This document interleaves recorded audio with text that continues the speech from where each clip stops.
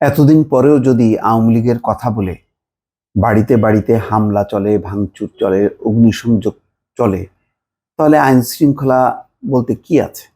যেখানে সেনাবাহিনীকে ম্যাজিস্ট্রেসি পাওয়ার দেওয়া হয়েছে, এখন সশস্ত্র বাহিনীর অন্য বিভাগকেও, অর্থাৎ নৌবাহিনী, বিমান বাহিনী, তাদেরকেও ম্যাজিস্ট্রেসি পাওয়ার দেওয়া হয়েছে, পুলিশ আছে, এবং বারবার বলা হচ্ছে যে কেউ যাতে আইন হাতে তুলে না নেয় কেউ, এবং যারা হাতে তুলে নেওয়া হবে তাদের বিরুদ্ধে ব্যবস্থা নেওয়া হবে। এত সতর্কবাণীর পরেও কিন্তু হামলা ভাঙচুর অব্যাহত আছে, এবং কোনো কারণ ছাড়াই যারা একেবারে অত্যাচারী ছিল, নিপীড়ক ছিল, প্রথম ধাক্কায় তাদের বাসাবাড়িতে হামলা হয়েছে, সেটা বলা যায় যে আবেগের বহিঃপ্রকাশ।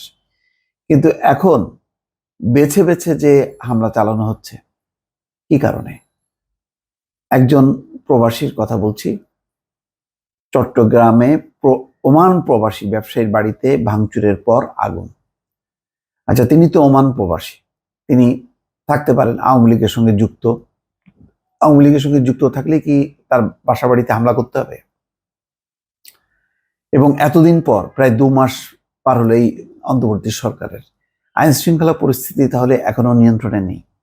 এখনো আওয়ামী লীগ মাত্রই তার বাসা বাড়িতে যে হামলা করতে হবে, এটা কোনো নীতি হইতে পারে? এটা তো মানুষের আস্তে আস্তে মনোজগৎকে পরিবর্তন করা হচ্ছে।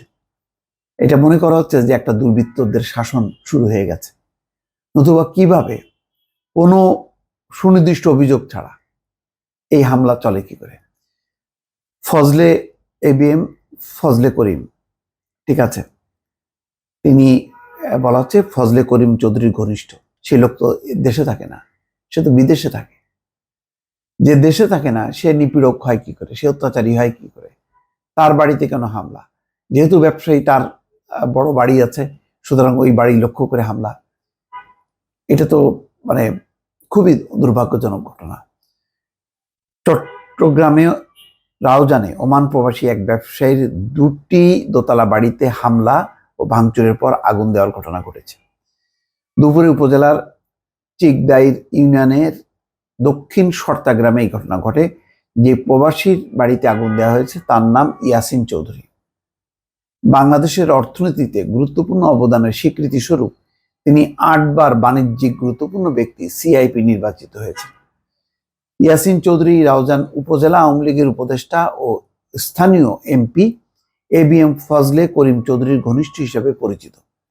প্রত্যক্ষদর্শীরা বলছেন, স্থানীয় বাসিন্দা ও পুলিশ সূত্র বলছে যে বেলা 11টার দিকে 25 থেকে 30 ব্যক্তি মোটরসাইকেলে এসে ইয়াসিন চৌধুরীর 2টি দোতলা বাড়ি, হাজেরা ভবন ও খোরশেদ আহমেদ চৌধুরীর ভবনের বিভিন্ন কক্ষে ঢুকে দরজা, জানালা ও আসবাব ভাঙচুর করেন। ভাঙচুরের পর 2টি ঘরে আগুন লাগিয়ে দিয়ে হামলাকারীরা চলে যায়। খবর পেয়ে ফায়ার সার্ভিসের কর্মীরা ঘটনাস্থলে এসে আগুন নেভায়। তাহলে এটা কি কোনো স্বতঃস্ফূর্ত কোনো বিক্ষোভের বহিঃপ্রকাশ হলো? তা তো না। এটা তো দলবদ্ধ একটা দুর্বৃত্তায়ন হলো, দলবদ্ধ একটা লুটেরাদের কারবার হলো। কেমন কথা এটা? রাউজান ফায়ার সার্ভিসের কর্মকর্তারা বলছেন, 2টি বাড়ির 8 থেকে 10টি কক্ষ আগুনে পুড়েছে। অন্য কক্ষগুলোয় ভাঙচুর চালানো হয়েছে। ক্ষয়ক্ষতির পরিমাণ তদন্তের পর নিশ্চিত হওয়া যাবে। জানতে চাইলে ইয়াসিন চৌধুরী জানান, তিনি বর্তমানে ওমানে রয়েছেন। পরিবারের সদস্যদের সঙ্গে কথা বলে তিনি জেনেছেন হামলাকারীরা সশস্ত্র অবস্থায় তার বাড়িতে ঢুকে ভাঙচুর চালান। পরে যাওয়ার সময় 2টি ভবনে আগুন লাগিয়ে দেন। হামলাকারীরা সশস্ত্র হওয়ার কারণে স্থানীয় বাসিন্দারা তাদের প্রতিরোধ করতে পারেনি। ইয়াসিন চৌধুরী আরো বলেন, আমি প্রবাসী ব্যবসায়ী হিসেবে এলাকায় এমপির বিভিন্ন অনুষ্ঠানে থাকতাম। লোকমুখে শুনেছি আমাকে উপজেলা আওয়ামী লীগের উপদেষ্টা করা হয়েছিল। তিনি মূলত আসলে ব্যবসায়ী, তিনি নানা সামাজিক সাংস্কৃতিক কর্মকাণ্ডে যুক্ত। আমি নিজেও তাকে ব্যক্তিগতভাবে চিনি। তো এই মানুষটার বাড়িতে যদি হয় তাহলে তো আওয়ামী লীগের আর মানে যত হাজার হাজার কারো ঘর বাড়ি আর থাকবে না, বিশেষ করে যাদের একটু অবস্থা সম্পন্ন।